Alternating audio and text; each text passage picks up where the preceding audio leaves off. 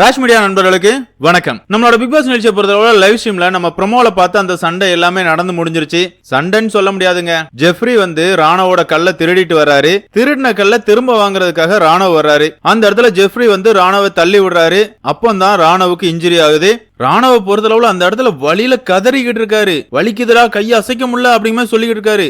அந்த இடத்துல ஜெஃப்ரியா இருக்கட்டும், சௌந்தர்யாவா இருக்கட்டும், இல்லனா அன்ஷிதாவா இருக்கட்டும், 3 பேருமே அவன் நடிக்கிறான், சும்மா சொல்றான், பொய் சொல்றான் அப்படிங்கிற மாதிரி கத்திக்கிட்டு இருக்காங்க. ஒரு தடவை சொன்னா பரவாயில்லங்க, ஓயாம சொல்லிட்டு இருக்காங்க. இருந்தாலும் அந்த இடத்துல இருக்கிற பவித்ராவை பொறுத்தளவுல வலிக்குதுன்னு சொல்றான். முதல்ல டாக்டர் கிட்ட கூட்டு போங்க அப்படிங்கிற மாதிரி சொல்றாங்க.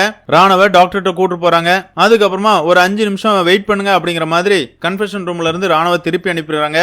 அந்த நேரத்திலயும் சௌந்தர்யாவா இருக்கட்டும், ஜெஃப்ரியா இருக்கட்டும், திரும்ப அவன் போலியா நடிக்கிறான். அவனுக்கு அடியே படல, அவன் விழுந்தது ரைட் சைடு, அவன் லெப்ட் ஹேண்ட் தான் அடிபட்டுச்சு அப்படிங்கிற மாதிரி சொல்லிட்டு இருக்கான். அவன் போலியா நடிக்கிறான் அப்படிங்கிற மாதிரி திரும்ப பதிவு பண்ணிட்டே இருக்காங்க. திரும்பவும் ராணவ கன்ஃபெஷன் ரூமுக்கு போறாரு. அதுக்கப்புறமா பிக் பாஸோட அறிவிப்பு வருது. அதாவது ராணவ நாங்க ஹாஸ்பிட்டலுக்கு கூட்டு போறோம் அப்படிங்கிற மாதிரி பிக் பாஸ் சொல்றாரு. அதாவது ராணவுக்கு அடிபட்டு இருக்குது, அதனாலதான் ஹாஸ்பிட்டல்ல கொண்டு சேர்க்க போறாங்க அப்படிங்கறது முதல் கொண்டு பிக் பாஸ் வீட்ல இருக்கிற எல்லாருக்குமே தெரியும். இருந்தாலும் இந்த சௌந்தர்யாவா இருக்கட்டும், ஜெஃப்ரியா இருக்கட்டும், திரும்ப உட்கார்ந்து ராணவ் போலியா நடிக்கிறான், ராணவ் கேமராவுக்காக தான் இப்படிலாம் பண்றான், கண்டென்ட் அப்படிங்கிற பேர்ல தான் இப்படிலாம் போலியா நடிச்சிட்டு இருக்கான் அப்படிங்கிற மாதிரி இந்த சௌந்தர்யா பேசிக்கிட்டே இருக்குது. பார்க்கும்போது நமக்கெல்லாம் இரிட்டேட் ஆகுது அப்படின்னு சொல்லலாம். அதாவது இந்த சௌந்தர்யாவை பொறுத்தளவுல அவ தான் வந்த முதல் நாள்ல இருந்து இன்னைக்கு வரை நடிச்சுக்கிட்டு இருக்கா. போலியான முகத்திரை, இன்னசென்டா பண்றேன் அப்படிங்கிற பேர்ல எல்லா கேவலமான வேலைகளையும் பண்றது சௌந்தர்யா தான். சௌந்தர்யா சொல்ற மாதிரி தாங்க, சௌந்தர்யா நீ பண்றது எல்லாமே கேவலமா இருக்குது அப்படின்னு சொல்ற அளவுக்கு தான் சௌந்தர்யாவோட விளையாட்டுகள் இருக்குது. ஒரு டாஸ்க் உருப்படியா விளையாண்டது கிடையாது, ஒழுங்கா பேச வராது. அதே நேரத்துல அடுத்தவன் பேசுறதையும் கேட்க மாட்டாங்க. எவனாவது ஒழுங்கா பேசினா அப்படின்னா அவனை கேலி கிண்டல் பண்றது, மார்க் பண்றது, இரிட்டேட் பண்றது, ட்ரிகர் பண்றது, இப்படிப்பட்ட கேவலமான விளையாட்டை விளையாண்டிட்டு இருக்கிற சௌந்தர்யா ராணவ குறை சொல்றதுக்கு இவங்களுக்கு என்ன தகுதி இருக்குது அப்படிங்கறது நமக்கு தெரியல.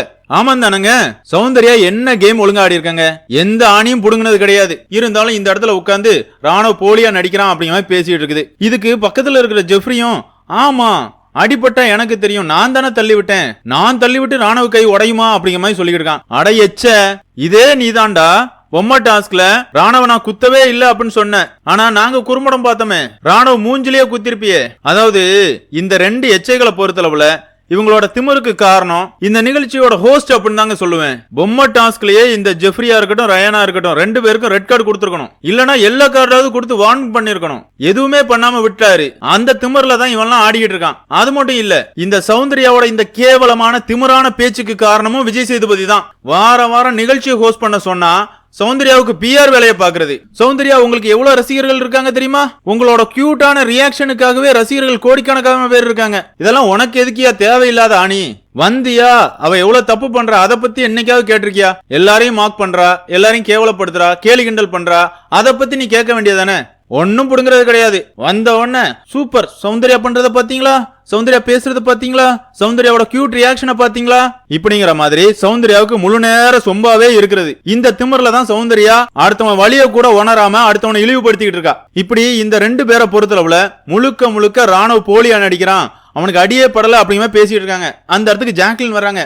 ஜாக்லினை பொறுத்தளவுல எப்பா என்னதான் இருந்தாலும் ஒருத்தன் அடிபட்டு இருக்குன்னு வழியில துடிச்சுக்கிட்டு இருக்கான்.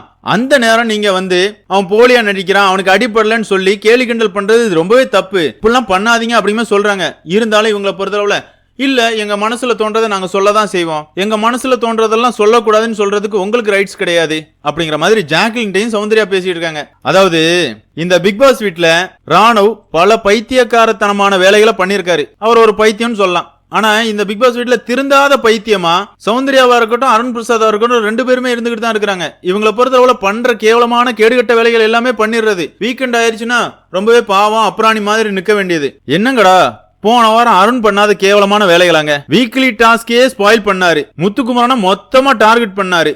அவருக்கு எதிராக விஜய் சேதுபதி ஏதாவது அவரோட கருத்துக்களை பதிவு பண்ணாரா? எதுவுமே கிடையாது. வீக்லி டாஸ்க்ல அருண் பண்ண எச்ச வேலைகளுக்கான எந்த கேள்விகளும் கேட்கப்படல, கடந்து போயிட்டாரு அப்படின்னு சொல்லலாம். இப்படி ஒரு ஹோஸ்ட் இந்த நிகழ்ச்சியை தொகுத்து வழங்கினா இவனுக்கு இது இல்ல கொலை கூட பண்ணுவானுங்க அப்படிங்கறத என்னோட கருத்து. என்னதான் இருந்தாலும் இந்த ஜெஃப்ரியா இருக்கட்டும் இல்லனா சௌந்தர்யாவா இருக்கட்டும் ரொம்பவே கேவலமா நடந்துகிட்டு இருக்காங்க அப்படிங்கறது என்னோட கருத்து. உங்களோட கருத்துக்களை கமெண்ட்ல மென்ஷன் பண்ணுங்க. இந்த வீடியோ உங்களுக்கு பிடிச்சிருந்தா லைக் பண்ணுங்க, ஷேர் பண்ணுங்க, மறக்காம சேனலை சப்ஸ்கிரைப் பண்ணுங்க. Thank you friends.